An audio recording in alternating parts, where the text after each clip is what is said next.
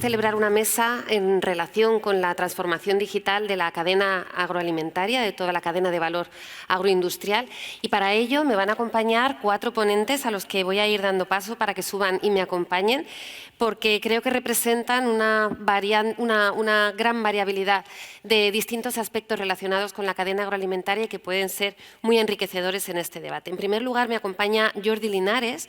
Él es subdirector general de digitalización de la industria y entornos colaborativos de la Dirección General de Industria y PYME del Ministerio de Industria, Comercio y Turismo. Por tanto, forma parte de los anfitriones de este congreso y además es el encargado de ayudas tan importantes para el sector como la digitalización del programa Activa, las ayudas a los clústeres, a los Digital Innovation Hubs y además en su dirección general son responsables, entre otras muchas cosas, también del eje 1 del PERTE agroalimentario. Por tanto, seguro que Jordi nos aporta una información muy interesante. Muchas gracias, Jordi, por estar con nosotros. Un aplauso, por favor. Nos acompaña también Eduardo Cotillas, él es director de I+D+I de la FIAP. La FIAP, para todos aquellos que no la conocen, es la patronal en España de la industria de alimentación y bebidas, por tanto aglutina a la inmensa mayoría de las agroindustrias relacionadas con la alimentación y la bebida en España y es también el coordinador nacional de la plataforma Food for Life Spain, que es la plataforma tecnológica de la industria liderada precisamente por la FIAP. Eduardo es un gran conocedor de todos los aspectos relacionados con las necesidades de innovación y digitalización de la industria agroalimentaria, de las startups y está metido en muchísimas iniciativas relacionadas con esto. Muchas gracias, Eduardo, por acompañarnos. También nos acompaña Ángel del Pino, él es director del Departamento de Producción y Desarrollo de ANECOP. Supongo que no hace falta presentar a ANECOP, y menos en Valencia, pero para si hay algún despistado, diremos que ANECOP es una de las cooperativas de segundo grado más importantes y más potentes de este país. Agrega más de 72 cooperativas en todo el arco mediterráneo, relacionadas sobre todo con el sector de frutas y hortalizas y con el sector del vino. Tiene una enorme capacidad exportadora, enorme capacidad de innovación y de investigación. Y bueno, pues yo creo que es una muestra de cómo se puede aplicar de una manera inteligente la tecnología para tener una cadena de valor desde el primer eslabón, desde el campo, inteligente, conectada, sostenible y competitiva. Muchísimas gracias, Ángel, por estar con nosotros.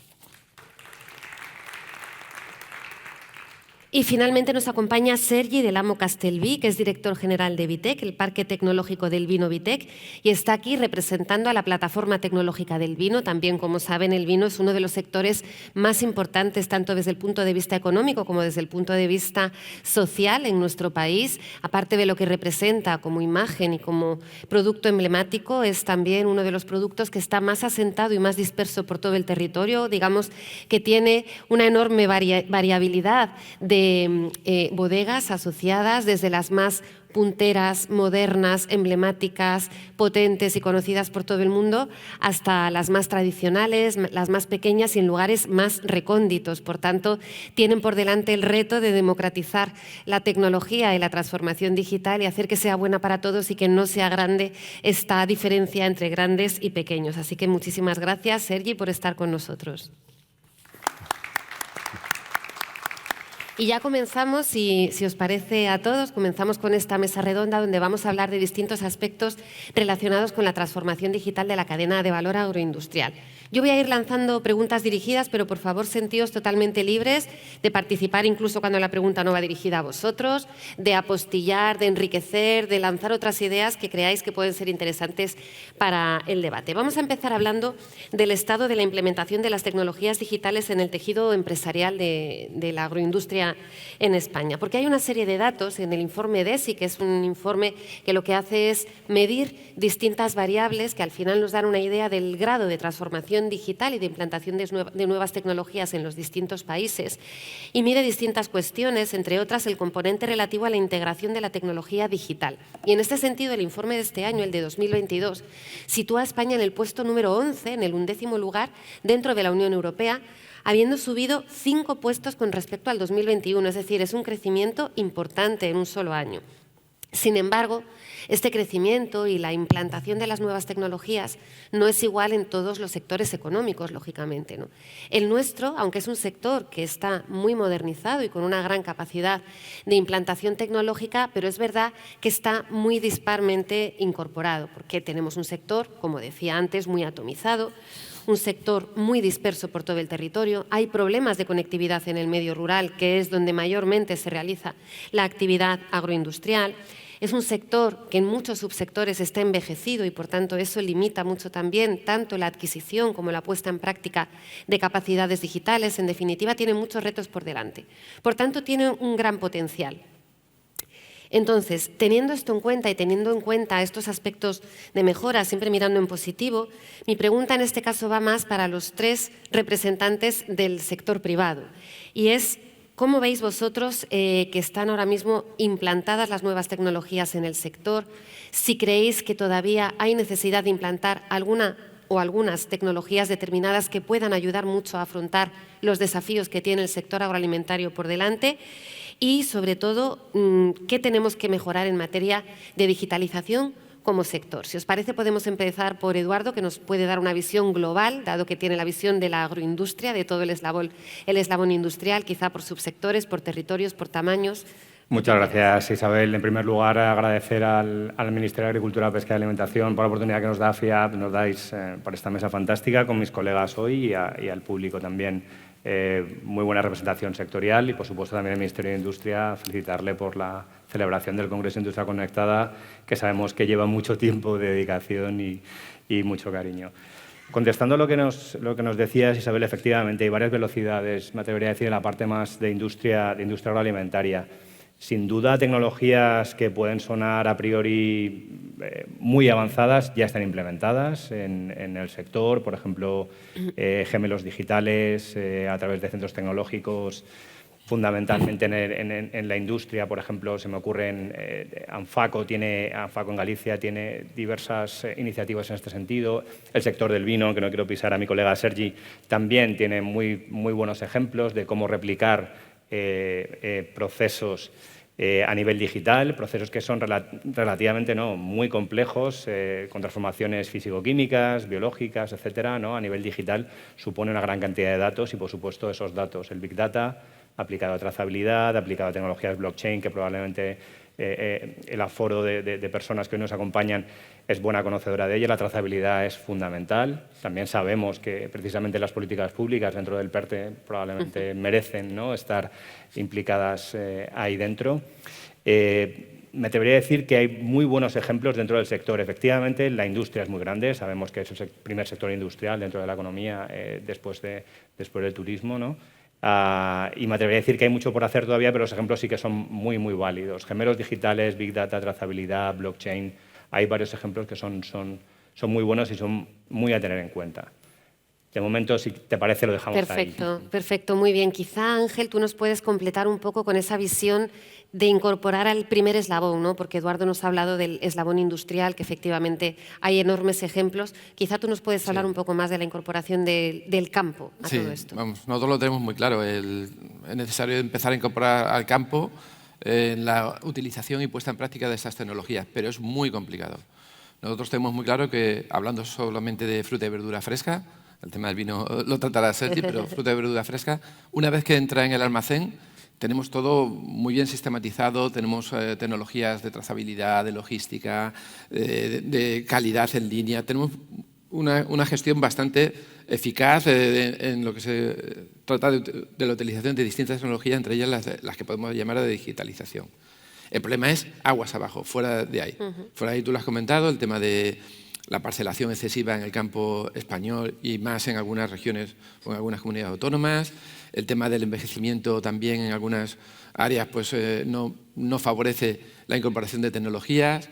Y bueno, pues estamos trabajando en ello. Nosotros desde el año 2009 empezamos a trabajar con alguna empresa que nos ofrecía distintas herramientas para empezar a incorporar la información de muchos socios en una sola unidad de conocimiento, por decirlo así, y eso nos daba una visión de que vamos a tener con mucha información concentrada y eso nos va a permitir hacer muchas mejoras. Pero ha sido muy difícil y seguimos trabajando en ello y lo hemos tenido que parcelar. Es decir, hemos tenido que coger y aplicar esa tecnología en un cultivo, en una variedad, en una cosa muy concreta. Querer abarcarlo todo, nos hemos dado cuenta de que es absolutamente imposible. Entonces tenemos que ir viendo en qué sectores, en qué subsectores, en qué áreas geográficas y para qué cooperativas, en nuestro caso, o empresas del sector, vamos a aplicar determinadas tecnologías. Muchas gracias. Y luego, bueno, trabajamos con empresas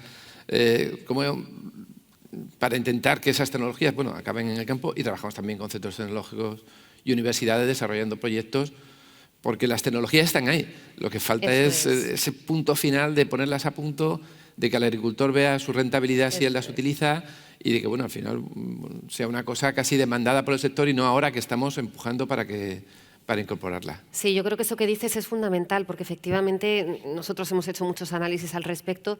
En España el sector agrotecnológico es tremendamente potente, de los más importantes del mundo, y las tecnologías habilitadoras existen. Por tanto, de lo que se trata es de romper esa brecha de adopción con todo lo que ello conlleva, ¿no? Probablemente las cuestiones de formación y las cuestiones de conectividad son esenciales, pero también el trasladar una información sencilla para que el agricultor vea esa rentabilidad y esa aportación positiva del uso de tecnologías, porque los grandes ya lo tienen en su cabeza y lo tienen totalmente asumido. Y en ese sentido, Sergi, quizá tú nos puedes comentar más esa necesidad, ¿no?, de aspectos como la formación o cualquier otro que tú veas de cómo podemos llegar a todos para intentar democratizar las tecnologías y que no los grandes, todos conocemos, nos vienen a la cabeza empresas maravillosas que están además haciendo de motor, empresas vitivinícolas, ¿no?, de motor tanto en innovación como en digitalización con carácter general. Pero quizá los ejemplos de ellas pueden servir para que otros pequeños vean que pueden con poco hacer mucho. Sí, sin duda. Es decir, estos días dándole vueltas al tema de la digitalización, a lo que podría ser interesante explicar desde el sector del vino.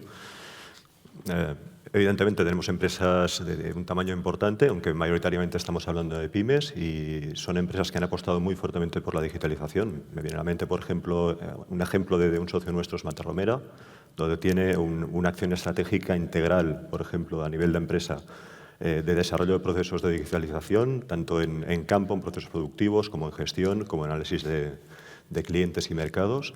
Y eso debe ir pasando, se debe ir transfiriendo a la mayoría de empresas de nuestro sector, que la mayoría son pequeñas o muy pequeñas. Nuestro sector tiene sus especificidades y, por ejemplo, yo lo he agrupado en tres grandes bloques con dinámicas quizá distintas, ¿no? Un ámbito de digitalización que ya lleva más de 20 años que está desarrollando, que es lo vinculado al campo, como decía Ángel, al final tiene ahí sus dificultades y ahora las voy a exponer también brevemente. Un segundo en bodega y un tercero en mercado. Campo, como bien dice Ángel, hace muchos años que hay sensores, tenemos cada vez mayores tecnologías para poder digitalizar, para poder sensorizar, para poder modelizar, y ahí nuestra principal dificultad está en la gran variabilidad de suelos, de climas, de condiciones, y que además tenemos que ir aprendiendo año a año, es decir, necesitamos plazos muy largos para ajustar muy bien los modelos y para que, es decir, no es una tecnología que tú la puedas comprar al vecino, que le aprietes al botón y que te funcione perfectamente. Hay un ámbito de adecuación a la realidad individual de cada bodega, casi de cada parcela, que hace que valga muchísimo la pena, porque es el futuro, es evidente, pero que sea muy complicado una adopción generalizada de este tipo de tecnologías. Pero, por ejemplo, en el sector del vino, pensad que, aunque siempre se dice que la uva se paga mal, y es verdad, la uva tiene un valor añadido importante, porque al final vas a vender vino, el vino se paga mejor que otros productos agroalimentarios de media. Nos interesa mucho tener una uva de muchísima calidad en condiciones de cambio climático, eso quiere decir ajustar muy bien el manejo vitícola, y para eso las nuevas tecnologías y la digitalización es importantísima. Nos exigen también reducir agua, nos exigen reducir fitosanitarios y nos exigen que prácticamente no apliquemos nada al viñedo, y eso implica una muy buena modelización, una muy buena tecnología para que los tractores, los aperos, den exactamente lo que necesita cada una de las plantas, y eso es algo que está muy avanzado, con las dificultades que tenemos de que sea ampliamente aceptado o recogido por el conjunto de las empresas. En el ámbito de bodega, yo creo que ahí vamos unos cuantos pasos más atrás, pero que en los últimos años ha dado un crecimiento importantísimo. En el ámbito de bodega hay un concepto que es la enología de precisión, que más o menos es una copia burda del concepto de viticultura de precisión. Ahí sí que se está aún con bastante capacidad de mejora. Es decir, los procesos enológicos no solo son físico-químicos, son también microbiológicos, son también muy complejos. Y, por ejemplo, hay proyectos importantes ahora de digitalización a través, por ejemplo, de gemelos digitales, ya que estamos en Valencia, del IATA, el CSIC, para modalizar los sistemas de fermentación. Pero es algo que es muy necesario para optimizar la calidad de producto, pero que, una vez más, hay casi infinitas variables y vamos a necesitar profundizar y tener algo más de tiempo para que tenga una difusión lo más amplia posible. Y finalmente, y es una especificidad del vino, a mi entender, es asegurar, el vino es un producto que normalmente está vinculado a figuras de calidad y a figuras de zona de tipicidad. Es decir, estamos basados en el concepto de innovación de origen y, por lo tanto, todo lo que es asegurar el origen y asegurar la trazabilidad del producto cobra una necesidad, un impulso importantísimo futuro. Blockchain, para mí, va a ser una de las tecnologías por las que necesariamente se va a deber apostar como sector de manera más fuerte en los próximos años. Y, finalmente, para aquellos vinos de gama top, que, gracias a Dios, cada vez tenemos más en España, pues tenemos que asegurar también la autenticidad.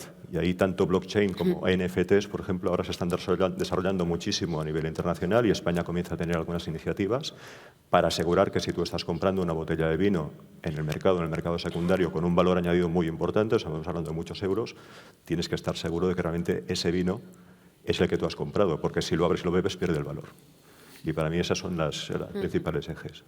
Sí, sí, me parece interesantísimo y también lo vinculo con una iniciativa que tenéis de formación, la Escuela de Innovación del Vino, que precisamente está financiada con fondos del paquete de digitalización que gestionamos desde el Ministerio de Agricultura, con fondos de FEADER, del segundo pilar de la PAC, para trasladar todo esto a los pequeños, ¿no? Para que no solo sea Matarromera y los grandes los que tengan capacidad de utilizar estas tecnologías, sino que los pequeños lo puedan utilizar. Cierto, tenemos una ayuda a través del Ministerio, del paquete de digitalización, que nos ha permitido empezar esta escuela de formación de transferencia de tecnología, digitalización e innovación de la Plataforma Tecnológica del Vino. Hemos iniciado ya un total de 8 cursos en herramientas de digitalización mayoritariamente vitícolas en esta primera fase. Estamos hablando de sistemas de digitalización para optimizar los sistemas de riego, los sistemas de poda, la aplicación de fitosanitarios. Como os decía, al final hay que reducir los fitosanitarios que ponemos en el viñedo.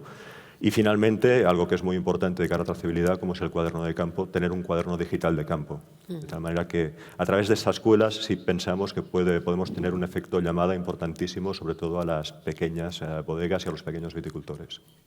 Esto me permite vincular con el tema de la financiación pública, Jordi, puesto que es un ejemplo que acaba de poner de cómo la financiación pública puede contribuir a los objetivos sectoriales en este sentido. Y vosotros en esto sois expertos, puesto que manejáis gran cantidad de fondos destinados a la industria con carácter general y a la transformación digital en particular. Estamos en un momento histórico, en un momento único en el cual con los fondos de recuperación, transformación y resiliencia vamos a tener 70.000 millones de euros en subvenciones, 70.000 millones de euros en forma de préstamos participativos y, en definitiva, la cantidad de dinero que mayor se ha destinado en la historia precisamente para dos objetivos fundamentales, que son la transformación digital y ambiental de país. Por tanto, en el centro de las políticas está esto. Después tenemos los fondos tradicionales, tanto los europeos, el Fondo de Desarrollo Rural, el FEDER, el Fondo de Desarrollo Regional, el Fondo Social Europeo, y luego las políticas nacionales, políticas muy específicas centradas en la digitalización, como la Estrategia España Digital 2025, el Plan Nacional de Competencias Digitales o la Estrategia Nacional de Inteligencia Artificial. Y luego los fondos propios que vosotros manejáis habitualmente. En este sentido, me gustaría preguntarte, ¿cómo crees tú que podemos contribuir desde las administraciones y muy en concreto desde donde vosotros trabajáis para esta transformación digital que llegue a todo el mundo, que no quede a nadie atrás? Y sobre todo, ¿qué esperáis vosotros cuando ponéis en marcha estas iniciativas tan interesantes como los Digital Innovation Hubs, los clústeres o, por ejemplo, el eje 1 del PERTE agroalimentario? Pues, bueno, muchísimas gracias. La verdad que identificar cuál es el rol de las administraciones es fundamental por parte de los administrados y muchas veces hablabais, ¿no? Un sistema, en el caso agrario agroindustrial, bueno, pues atomizado, disperso, envejecido, mencionabas, Isabel, y sí que entender la idiosincrasia del sector y entender la idiosincrasia de cómo funciona la principal industria del país, que es la agroalimentaria. O sea, la industria agroalimentaria junto con con la de automoción, son las dos principales industrias del país, pero sí que es verdad que hay una notable diferencia de cuál es el público, de cuál es la capacidad de la modernización y de ello se deriva cuáles son las actuaciones públicas que podemos llevar a cabo como ministerios de demanda que somos Agricultura e Industria, ¿no? Al fin y al cabo, nosotros, Industria, somos Industria y Agricultura, somos bancos reguladores, en el caso del Ministerio de Industria, que vamos generalmente al fallo de mercado, es decir, allá donde no llegan donde no llega la banca tradicional o que llega, pero en forma de financiación de activo circulante, nosotros entramos de lleno a romper ese fallo de mercado con instrumentos propios nuestros o con ENISA o con diferentes actuaciones o potenciándolo, como se ha potenciado a través de los fondos, como bien señalabas, de los fondos Next Generation, que, bueno, pues que han supuesto un impulso notable a, sobre todo, esos dos vectores, ¿no? El vector de sostenibilidad y el vector de digitalización. Por un lado, tenemos herramientas tradicionales, como son las agrupaciones empresariales innovadoras, que son los famosos clústeres, que vienen a potenciar, bueno, pues, sobre todo proyectos de innovación. Claro, esto, cuando me toca hablar con personas que no son del ámbito industrial, digamos, no de los CNAE 10, 11 y 12, ¿no? Sino que nos tenemos que ir más allá de esos CNAEs, pues generalmente lo entienden mejor, saben cuáles son los conceptos financiables, cuáles no son los costes elegibles, porque hay un reglamento de ayudas de Estado que nos limita y que es muy, digamos, muy restrictivo en algunas de esa financiación, pero en el sector agroindustrial, pues, bueno, pues quizás sea más complicado y se tenga que ser más proselitista y más divulgativo en qué se puede financiar y en qué no se puede financiar, ¿no? En el caso de las agrupaciones empresariales innovadoras, yo he de decir que creo que probablemente sea de los mejores programas que hay en cuanto a la financiación. Podemos llegar a intensidades de ayudas de hasta un 80%, porque así lo permite, no porque nosotros queramos así, sino porque así lo permite el Reglamento General de Exención por Categorías, evidentemente proyectos en cooperación. Gran parte, la mitad de las agrupaciones empresariales innovadoras vienen a son TIC, son agrupaciones TIC, y claro, un operador dentro del ámbito agroindustrial dice, bueno, pues yo aquí qué tengo que hacer, ¿no? Si yo realmente tendría que irme a la agrupación que sea agroalimentaria, ¿no? Y realmente no es así, es decir, que yo creo que hay mucha... digamos que hay mucha fluidez, o puede haber mucha fluidez en que un proyecto puede ser llevado a cabo por un clúster TIC o puede ser llevado por un clúster agroalimentario, podría empezar a poner ejemplos, ¿no? Pero que la realidad es que, por lo menos en el ámbito de las agrupaciones empresariales innovadoras, nos hemos enfocado sobre la digitalización. Eso no quiere decir que no haya proyectos para la gestión inteligente de purines, por ejemplo, que todos sabemos que es uno de los grandes problemas que tiene el sector porcino, o que en el ámbito leico, bueno, pues saber o detectar cuál es el grado perfecto, atinar, cuál es el grado perfecto de maduración de la oliva para poder para su recolección, que de hecho ahora mismo empieza a ser la época, bueno, pues es clave, ¿no? Más allá de, bueno, pues evidentemente producciones intensivas en espaldera o con riegos de precisión y demás, que pueden entrar perfectamente dentro de estas líneas. Simplemente tenemos esa correa de transmisión que muchas veces el sector industrial se opta por consultoras. En el ámbito agroalimentario no es tan conocido por esas tres características que describía Isabel, y que sí que es verdad que los clústeres, y luego profundizaré más, los clústeres sí que hacen de esa correa de transmisión para poder conformar esos proyectos en cooperación y poder ayudar y divulgar cuáles son las posibilidades dentro del ámbito de la innovación, porque la innovación en muchos casos se considera, bueno, esto es algo que a mí no me atañe, ¿no? Y que realmente sí que se pueden hacer proyectos de investigación, de desarrollo e innovación en ámbitos que a priori parecería que no son así, y que hasta que no se abren los ojos al empresario, al pequeño y mediano empresario, sobre cuáles son las posibilidades, no se tiene en cuenta. Y bueno, desde luego estamos aquí para esa divulgación y para que esto, bueno, luego se publicará, ¿no? Estas grabaciones, y trataremos de darle la máxima difusión para que esto pueda llegar. Hablamos de agrupaciones empresariales innovadoras. Breves pinceladas también sobre los Digital Innovation Hubs. ¿Dónde arrancan los Digital Innovation Hubs? También son organizaciones que permiten, ahí tenemos dedicados 37,5 millones de euros a priori, vamos a intentar ampliarlo, que son donde acaba el kit digital, empiezan los Digital Innovation Hubs. Es decir, proyectos de hasta 40.000 euros que se permite inversión y sobre todo focalizados en las pruebas de concepto. Estamos tratando de dinamizar la red de Digital Innovation Hubs, cada cual con una especialización, pero con una especialización sectorial, pero sobre todo en un vector fundamental que es el de digitalización, ¿no? Y por último, señalabas también, Isabel, el PERTE agroalimentario no es algo que lleve yo desde mi subdirección, yo llevo los otros dos aspectos, lo que pasa es que si no tendríamos que estar más subdirectores aquí en el panel. Pero bueno, los PERTEs evidentemente son proyectos que tratan de transformación de los sectores, evidentemente, pero que no vamos a un grano tan fino como a lo mejor 40.000 euros, que son los Digital Innovation Hubs, o hasta 3 millones de euros, que son los proyectos de agrupaciones empresariales innovadoras, sino que estamos hablando de, evidentemente, de dotaciones dentro de los 1.000 millones, que es el PERTE, alrededor de los 1.000 millones, 400 millones es el eje 1, que es el que va a llevar industria, y estamos hablando de proyectos de mínimo de 15 millones de euros con una cooperación, podríamos decir que, haciendo el símil, que son proyectos como las AEIs, de hecho se inspiraron en los proyectos de agrupaciones empresariales innovadoras o de clústeres, pero de más calado, de mayor cooperación, con 3 ejes que son competitividad, sostenibilidad y trazabilidad, como bien estábamos señalando, ¿no? que la trazabilidad es fundamental dentro de todos los ámbitos. Como señalaba en los otros dos programas, en uno nos basamos en el reglamento de minimis con DIHs y en el AIS nos basamos en el reglamento general de exención por categorías, el mismo corsé que se tiene para el PERTE, ¿no? Para el PERTE agroalimentario, que evidentemente basamos en innovación industrial y en sostenibilidad.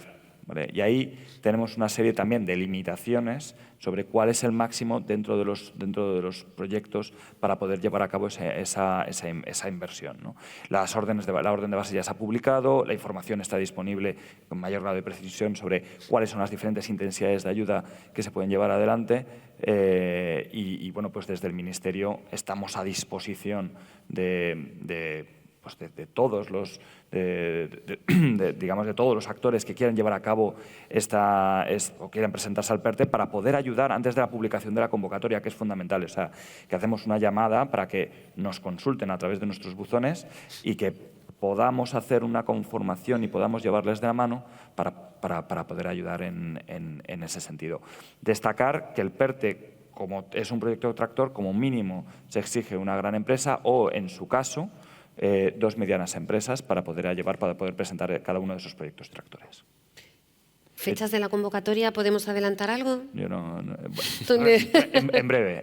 Vale, perfecto. En breve. No sé si alguno queréis comentar alguna cosa, porque Sergi nos ha puesto antes un ejemplo de financiación pública. Quizá tú, Eduardo. Sí, yo por complementar un poquito el escenario que habéis detallado fantásticamente, tanto Jordi como tú misma, Isabel, me atrevería a reivindicar un poco el papel de plataformas tecnológicas, ¿no? Porque probablemente muchos de los asistentes a la jornada de este foro de hoy pensarán, bueno, pero ¿cómo accedo yo a todo esto? Bueno, como tú bien conoces, porque en tiempos pasados has presidido la plataforma y yo creo que supuso un muy buen avance cuando estabas también muy vinculada a ella.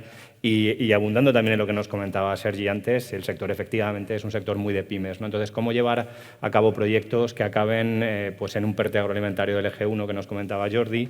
Me atrevería a decir un par de ideas rápidas, ¿no? Efectivamente es un sector, el agroalimentario, toda la cadena de valor, me atrevería a decir también, está formado por pymes.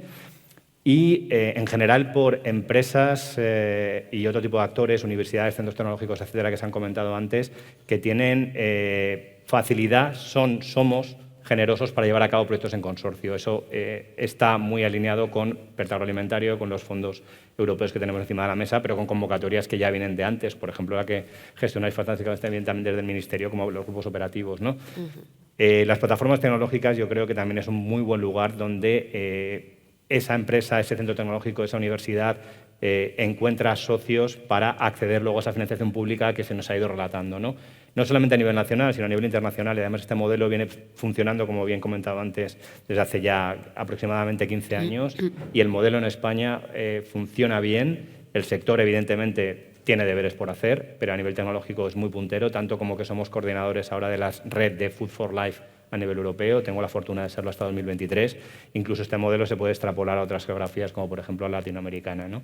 Entonces, reivindico ese papel de las plataformas tecnológicas, los centros tecnológicos que muchas veces son necesarios para esas líneas de actuación, pero por supuesto también como generadores de las tecnologías, ¿no? Antes hemos dado unas pinceladas breves, rápidas, gemelos digitales, Big Data, blockchain, y también comentando un poco en el backstage antes también con Sergi y con Ángel, probablemente todas las tecnologías sean digitales. Yo creo que eso también es una reivindicación que hay que hacer, ¿no? Efectivamente, todos nos estructuramos, decía Jordi, en clústeres, las empresas tecnológicas. Yo me atrevería a decir que todos somos tecnológicos en el agroalimentario también, ¿no? Si me permitís un poco en el foro.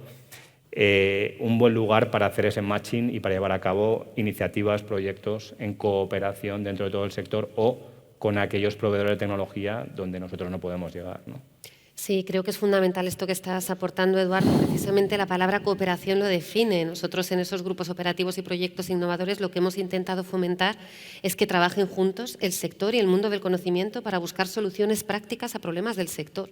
No que se tenga que adaptar el sector a soluciones que se han ideado en centros de conocimiento y que pueden servir después para ellos. Entonces, esa figura de las plataformas tecnológicas como aglutinante de ecosistema para innovar en determinados sectores me parece esencial. Y, de hecho, estáis haciendo una labor, las dos que estáis aquí presentes, fundamental y muy, muy interesante. Muchísimas gracias. Pasaríamos a hablar, si os parece, un poco del emprendimiento, de las startups, porque estamos hablando de innovación, de digitalización y de algunos conceptos que están muy vinculados a la implantación de nuevas tecnologías para un sector consolidado, pero también para dar nuevas oportunidades de negocio y nuevas salidas a emprendedores. Esto es tan importante en este sector donde el relevo generacional, la falta de presencia de mujeres, la falta de presencia de jóvenes es una realidad y además es una debilidad.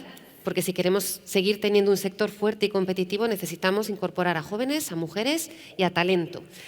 Por tanto, de lo que se trata es de hacerlo más atractivo y de que haya capacidad de emprendimiento y de innovación en otros ámbitos. Por tanto, cuando hablamos de estos conceptos sobre innovaciones disruptivas, sobre startups, ¿qué papel creéis vosotros que tienen precisamente para el presente y el futuro de nuestro sector, las startups, el emprendimiento? ¿Cómo podemos impulsarlas y cómo se relacionan? ¿Cuál es su utilidad para las pymes y cuál es la utilidad de las pymes para las startups? Empezamos por donde queráis. Si quieres, Jordi. Pues si quieres, por alusiones de startups, porque digamos que ENISA, que es la Empresa Nacional de Innovación y que bien conoces, Isabel, es el principal capital riesgo del país. El principal capital semilla, vamos a decir. De nosotros han salido todos los unicornios que ha habido en España. ENISA es pues, una sociedad mercantil estatal que depende del Ministerio de la Secretaría de Industria, que es quien organiza este congreso y que desde luego yo creo que es clave para el desarrollo productivo del país, ¿no? Son créditos participados, que lo que hacemos es asumir riesgo, porque asumimos el riesgo que no asume el sector privado. Evidentemente tenemos una falencia mucho mayor en cuanto a los créditos, alrededor del 20%, pero evidentemente compensa con creces todos aquellos unicornios que se han creído a través de nosotros, ¿no? Cabify, podríamos poner, y unicornios y no unicornios, podríamos ser Coalf o, por ejemplo, Floret, ¿no? dentro del ámbito agroindustrial. No quería dar ejemplo, no quería hacer publicidad encubierta, pero bueno, sí que creo que también a través de ejemplos la gente lo retiene, ¿no? De hecho, aquí, como pertenece a la Secretaría General de Industria, tenemos una sala específica de ENISA y de proyectos de ENISA y que se entiende y que se explica cómo funciona la mecánica de ENISA, que antes teníamos 100 millones de euros al año y que ahora hemos prácticamente duplicado esa financiación y estamos haciendo récord de operaciones en emprendimiento, que gran parte de ellos es que estamos hablando de una falencia de 15, es que el 80% de los proyectos que financiamos siguen adelante. Evidentemente, no todos son unicornios, pero dentro del ámbito agroindustrial Es clave tener esto porque, insisto, volvemos al principal, es el principal sector del país. No obstante, creo que es importante detallar. Hablabas al principio sobre cifras, datos. Nosotros, industria, 400 millones que yo creo que es importante que quede un poco en la retina, que se quede en la retina.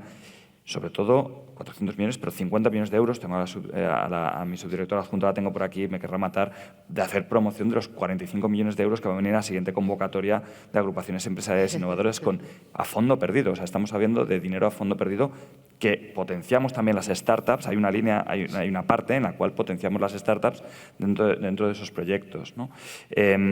Y, bueno, pues también creo que los centros tecnológicos, las plataformas tecnológicas son fundamentales. Destacar que los Digital Innovation Hubs, el foco es hacer ese mix con plataformas tecnológicas y también potenciar que sean adoptados por centros tecnológicos, que sean esos servicios. Los servicios de los hubs generalmente van a ser centros tecnológicos quienes lo presten, y también potenciamos el ámbito, por supuesto, de las startups. O sea que podríamos decir que el hilo conductor o una parte del hilo conductor que tenemos es en esa generación de demanda, que son las startups, también de oferta, o sea, de esa generación de oferta, perdón, que son las startups, con esa generación de demanda o apuntar a esa demanda, que es el sector tradicional o el sector de las empresas ya establecidas con las pymes, y en ese mix encontramos tratamos de encontrar ese virtuosismo, ¿no?, en cuanto a la financiación pública, que es para lo que estamos, pues, agricultura e industria, ¿no? Sí, de hecho, tan importante es lo que estás diciendo de apoyar el emprendimiento en el sector agroalimentario, que conjuntamente hemos desarrollado una línea específica de ENISA que se denomina Agroimpulso. A todo el que esté interesado le recomiendo que pase por la sala de ENISA para enterarse, porque es una línea con unas condiciones excelentes, donde hemos incorporado ya 33 millones de euros y otros 15 millones que hemos previsto en los presupuestos generales del Estado. Ahora es mi subdirectora la que probablemente me quiera matar a mí, así que no pasa nada. Y es una línea, bueno, pues de las líneas de ENISA, tú has puesto el ejemplo de Floret. Yo creo que no pasa nada para que la gente sepa que empresas como Floret, Alvalle, Pastoret, Globo, Cabify han salido de las líneas de ENISA y que ahora tenemos la oportunidad con Agroimpulso para apoyar el emprendimiento de esta manera.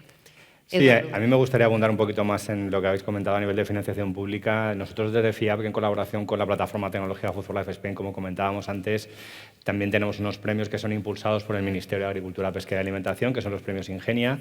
Este año hemos celebrado la 4ª edición y precisamente la startup que ha ganado ha sido una que tiene sede en Barcelona, se llama Deep Detection, y que está enfocada a la detección a través de tecnologías de visión fundamentalmente basada en rayos X en la industria alimentaria, ¿no? Y como bien comentaba antes probablemente Ángel, y también creo que lo decía Sergi, no solamente el sector agrotech, el sector primario, sino que ahora vivimos una especie de boom del food tech, ¿no? Concretamente enfocándonos en estos premios Ingenia, en la convocatoria de 2022 creo que fueron 42 startups las que se han presentado a nuestros premios. He hecho referencia antes a la ganadora, pero hay otros muy buenos ejemplos también vinculados a las tecnologías digitales que nos ocupan en el Congreso, ¿no? Como puede ser, por ejemplo, Botum, también con sede en Barcelona, o Trazable, que está también radicada aquí en Valencia. En general, en el entorno agroalimentario, ahí me atrevo a hablar a nivel de cadena, si me permitís, yo creo que el entorno, a su vez, de startups está ya ahí, ¿no? Hay muchos centros tecnológicos nuevamente que tienen sus propios programas de vinculación, de creación de ecosistema. Por ejemplo, CNTA, que también está muy articulado, es uno de los jefes también de Food for Life Spain, pues tiene sus propios programas, pero son muchos otros, ¿no? Esas propias plataformas, como comento con Ingenia, los programas de centros tecnológicos, en muchos casos también de universidades. ¿Por qué no decir también el sector privado? También colabora y coopera y monta al final ese puzzle global de financiación, ese mix de financiación pública y financiación privada, ¿no? Comentabais antes ENISA. Nuestros amigos de ENISA evidentemente llevan un trabajo fantástico. Me atrevería a complementarlo un pelín por mis pasados con CDT, con la convocatoria de Neotec, que también es muy interesante. Yo creo que el entorno está ahí, la tecnología también. En el caso de industria, que es lo que hoy más me ocupa, ahora mismo estamos asistiendo a esa revolución de las startups, no solamente a nivel de España, a nivel de Europa, en el food tech, y yo creo que muchas de estas iniciativas, tanto en Valencia, Barcelona, Madrid, Málaga, Bilbao, tienen algún tipo de programa, algún tipo de ayuda, algún tipo de congreso en el que se renueva este nuevo ecosistema, ¿no? En ese sentido, las empresas a nivel privado evidentemente son muy conscientes de ello. muchas de las empresas, por qué no decirlo, tienen también en su radar alguna de estas tecnologías que pueden ser interesantes y en un entorno corto, medio de tiempo pueden llegar a incorporar esa tecnología dentro de su estructura, ¿no? Y, por supuesto, ahí yo sí que reivindico papeles como las plataformas tecnológicas, en este caso, que nos ocupa. Pero, ojo, siempre con una visión un poco de cadena de valor también, ¿no? Me atrevo a decir, nosotros en Food for Life también contamos con cooperativas, con colegas como ANECOP, que también son conscientes, insisto, de esa idea de generación de conocimiento, porque muchas veces son las personas también las que lo hacen, ¿no? Vinculándolo con la pregunta que le hacías directamente antes a Sergi, Isabel, por supuesto, el talento es fundamental y muchas veces es la persona la que se lleva esa tecnología a cuestas, ¿no? Y va variando de empresa a centro tecnológico, de centro a cooperativa, de cooperativa a universidad, etcétera, y vas generando al final todo ese núcleo para que al final podamos optar a proyectos como los que se han comentado antes de financiación pública, ¿no? ¿Y vosotros cómo lo veis, Ángel, desde el punto de vista de cooperativas? Sois una gran cooperativa, una cooperativa de segundo grado, tenéis en vuestro ADN la innovación, la digitalización, la innovación social también, pero ¿cómo veis este apoyo al emprendimiento y a las startups y cómo contribuye a la generación de valor también en la cadena? Yo quería comentar eso un poco como usuarios, porque estáis hablando más de la posición de ofertar todas estas posibilidades. Como usuario, cualquier empresa que se meta en estos proyectos a veces tiene una cierta dificultad. Tiene que tener su propia estructura de gestión interna y tú lo sabes bien porque lo hemos comentado en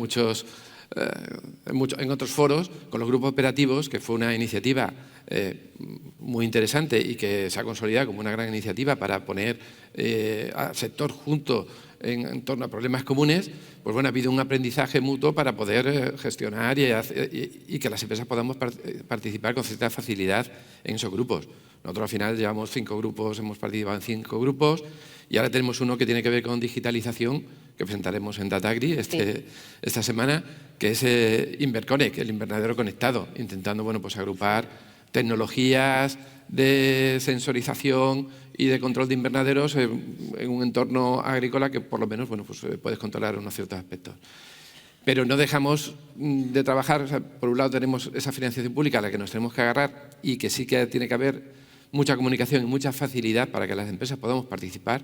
Si los proyectos tienen mucha dificultad, sobre todo en la justificación, pues muchas empresas se retraen un poco porque se ven colapsadas por la gestión administrativa y eso tenemos que intentar facilitarlo lo máximo posible. Y paralelamente seguimos trabajando pues, con empresas que nos ofrecen las tecnologías, empresas startup o empresas que derivan de centros tecnológicos de universidades, y en ese sentido pues también trabajamos con una empresa que deriva de la Universidad de Almería, aplicando prácticamente lo mismo que Inverconnect, pero con mucho más limitado, con unos sensores y unas aplicaciones en invernadero, y bueno, pues estamos trabajando con ellos. Las startups, cuando salen o cuando alguien desarrolla una tecnología, necesitamos que vengan a nosotros, ponernos en comunicación y empezar a ver cómo se aplica en el sector. Estamos trabajando con varias empresas, no una, sino varias, y algún proyecto también, un reto de colaboración que nos han concedido ahora hace poco, en temas de visión artificial, para intentar calcular aforos, ver el estado de las plantas, de la fruta, etc. Trabajamos con empresas privadas donde tenían su paquete cerrado y con nosotros pues estamos poniéndolo a punto porque cerrado nunca está si no lo llevas si no acabas en el campo, y trabajamos con universidades en el tema del desarrollo. En uno de ellos la financiación es para la universidad, en el otro bueno, pues cualquier apoyo a esas empresas que tienen casi la tecnología ahí pero le falta la aplicación final, y si tienen que dedicar años a trabajar con nosotros pues necesitarían ayuda de alguien, aparte de que nosotros financiamos una parte de esa ayuda ya por motu propio porque nos interesa la tecnología, pero es verdad que bueno, cualquier apoyo que le den a esas empresas pues facilitará que su tecnología realmente se implante en el campo. De nuevo, la importancia de la financiación pública y de la colaboración público-privada. Has citado Datagri, también quiero aprovechar, hoy estamos en el centro del Congreso de la Industria Conectada de este país.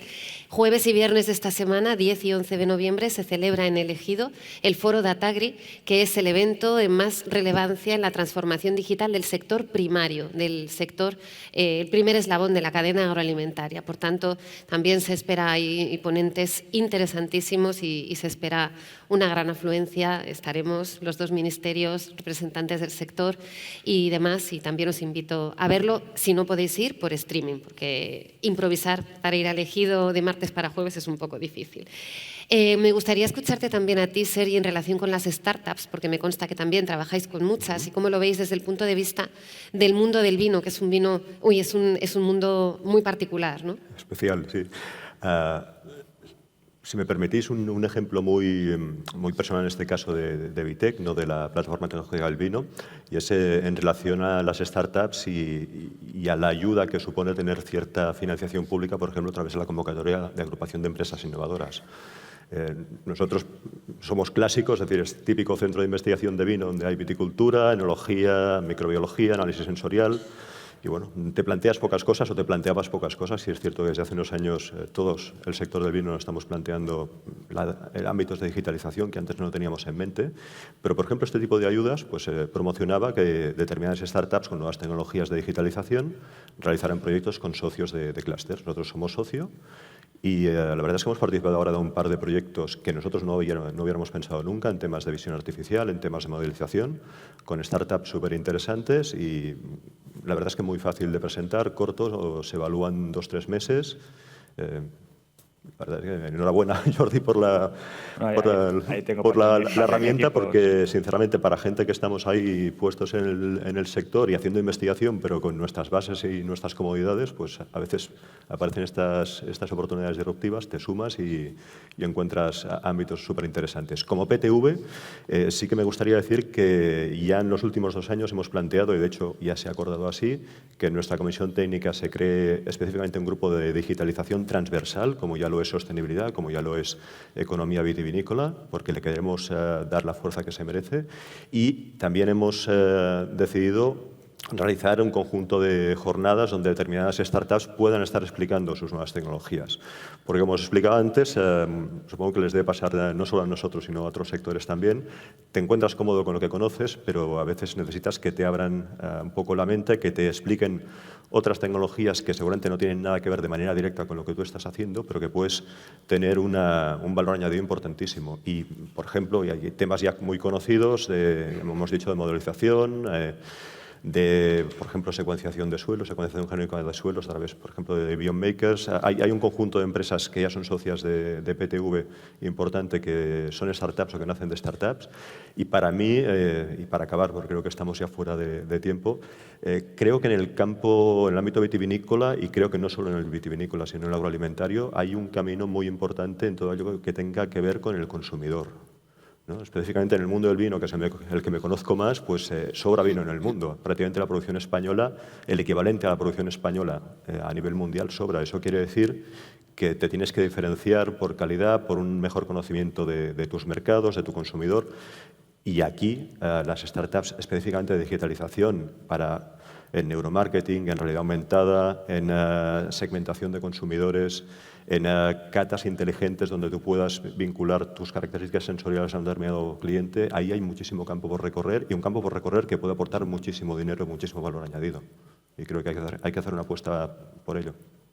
Pues muchísimas gracias. Estamos ya fuera de tiempo. Hemos conseguido ajustarnos perfectamente al tiempo que teníamos, así que os agradezco muchísimo a los 4 el haber formado parte de esta mesa redonda. A mí me ha parecido muy interesante, muy enriquecedor, muy distintos puntos de vista. Solo me faltaría que para la próxima incorporásemos a una mujer, así que también aprovecho para hablar de la línea de emprendedoras digitales que tiene ENISA y de la cual seguro que también podéis aprender en la sala de ENISA. Muchísimas gracias, muchas gracias a todas y a todos por escucharnos, por atendernos, y estamos a vuestra disposición para lo que queráis. Gracias.